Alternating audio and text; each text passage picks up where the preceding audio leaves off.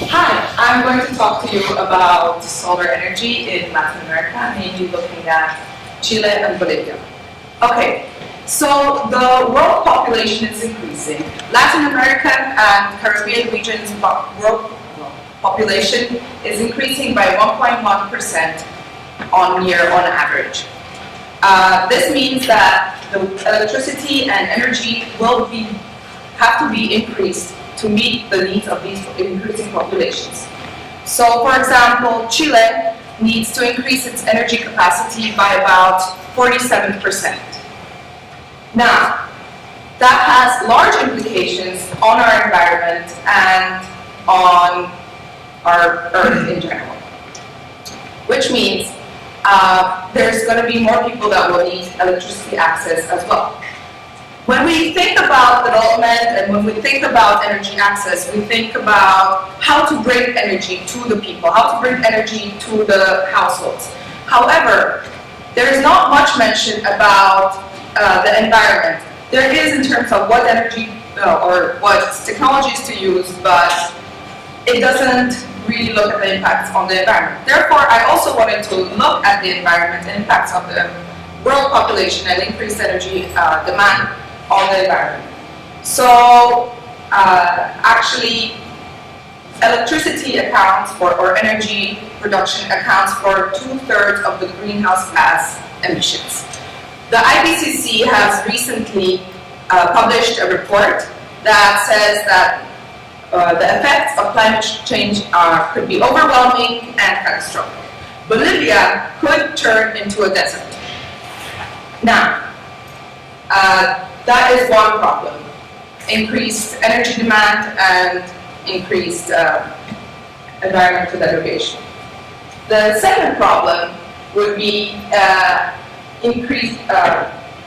the second problem would be making energy available. Now, why is energy important in the first place? Energy actually increases your human capital, and in the ways of increasing health, increasing education, or simply increasing leisure, which is also a benefit to the society. Studies have shown that it also would be vital for achieving the Millennium Development Goals. Now, renewable energy technologies can have a direct effect on human development and poverty alleviation. Bolivia is one of the countries that has very limited energy access. For example, it has 88% of its population has electricity available, but 99% of the urban households have electricity available. Only 66% have electricity available in the rural settings, which is a big problem. Chile, on the other hand, has a well-established network, but its energy demand is so high. 38% of its energy demand comes from or is needed by the commercial sector and mining companies. Now, there's two issues. Let's look at Chile first. So Chile actually has a very large price for its energy, which means that if you set up a project in the desert, for example, a large solar plant, and feed it into the energy grid, you will make a profit because the costs of producing this energy are lower, and it's basically an incentive to set up large grids. Also, mining companies have seen this advantage because they need so much energy that they have actually invested, well, one of them has invested a lot. It's close to Calama in the Atacama Desert in Chile. And basically it's the largest mine, it's the Chuquicamata, and they did have a lot of loans, but they were all paid off because it was so profitable. Though not all of their energy is obviously supplemented by this solar plant. Now, Chile also had a net metering law, like basically when you have a solar panel on your household, you could feed it into the grid, and then you would get money in terms of how much you use and how much you sell. However, they have gone to a net billing law or strategy, which is not as effective because you can sell your energy to the grid, but it's at a lower price than what you buy it for. Now, that was Chile. What about Bolivia? Bolivia has the other issue. It needs to make energy accessible to its populations.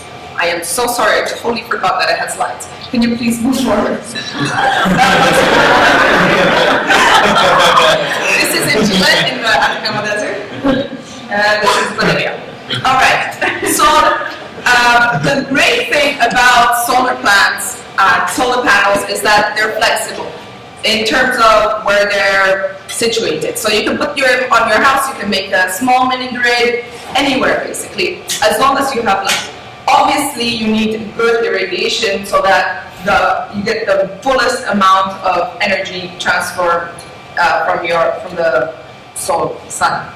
So actually, Chile in the north has amazing irradiation, 30% more effective or most effective in comparison to the entire world. And Bolivia is a neighbor of Chile, so the north and west of Bolivia has similar situations. Also the, what's it called?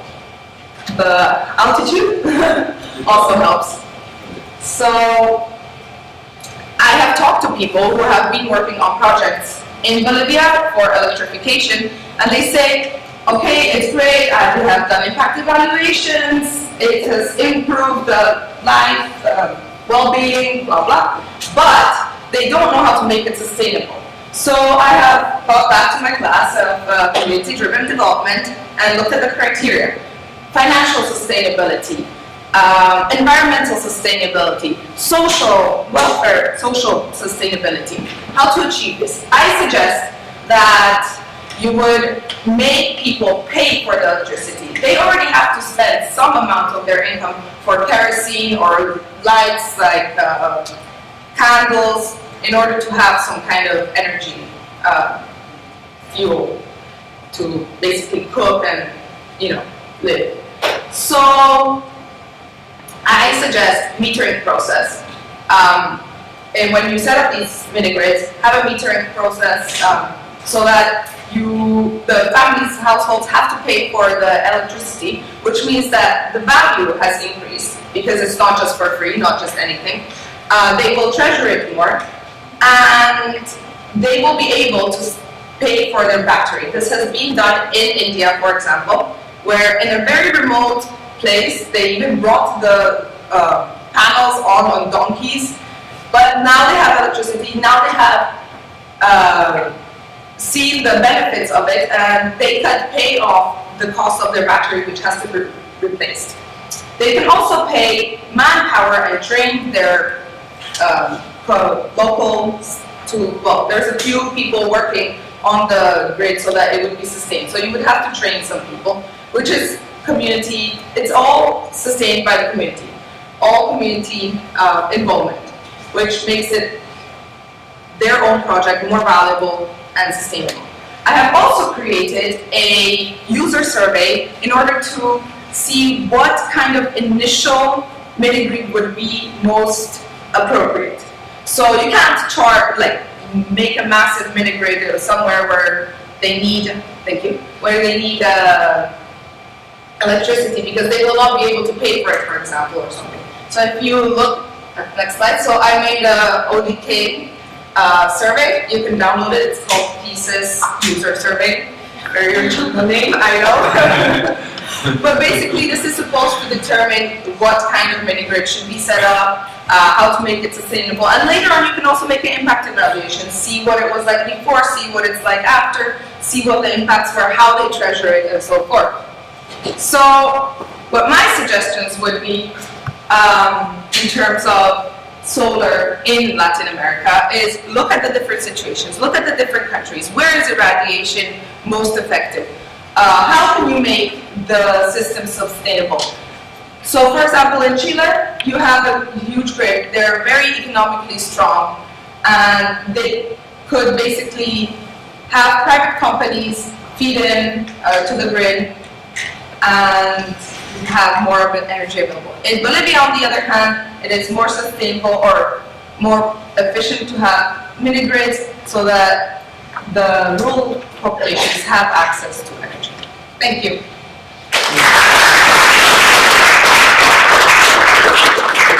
5 minutes of questions. Yes. Right, you mentioned that they're having trouble with sustainability. Are they just kind of lost in the whole sustainability landscape, or do they have a specific like sustainability concern in terms of whether it's environmental or financial? So I'm not sure, because I have talked to people who have financed solar mini grid projects or have expanded the grid a little bit to the rural populations. Basically, the issue is that they don't have a lot of income and they don't have basically financial needs to sustain the network. So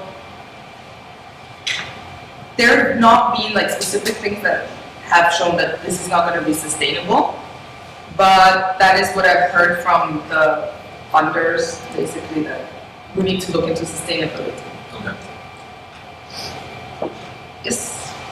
Are you considering privately owned or municipally owned solar installations? In general? Or in these case studies that you looked at? Oh, okay.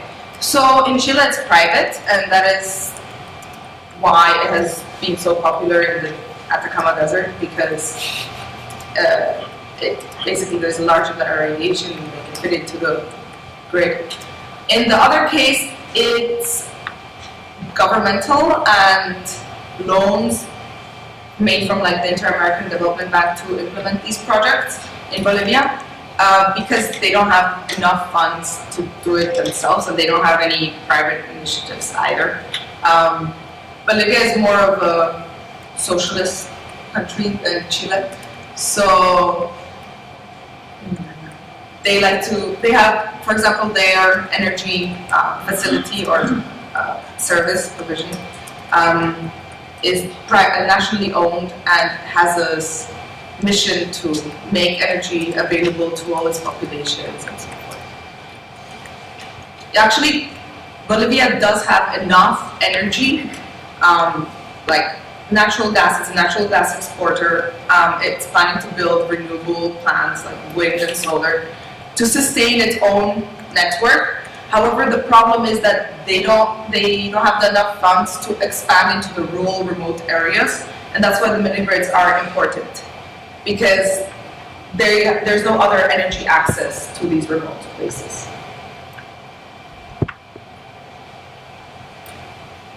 Yes?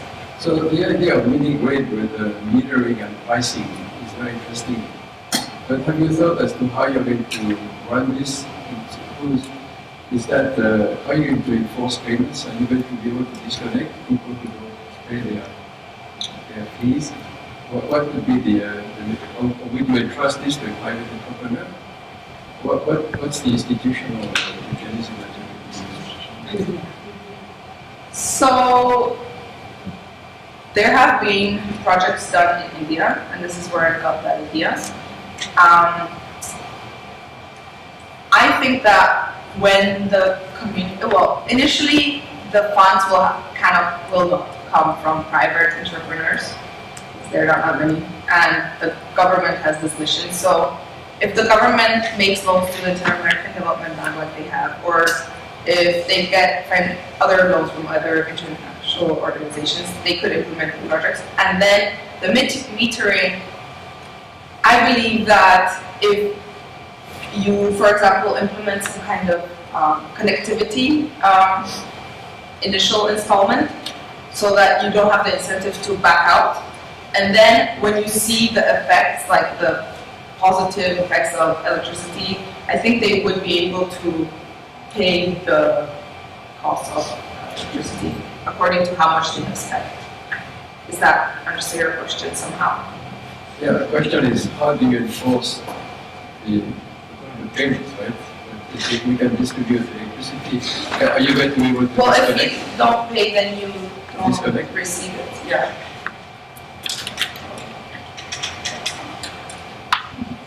Well, this is a good experiment. Yeah.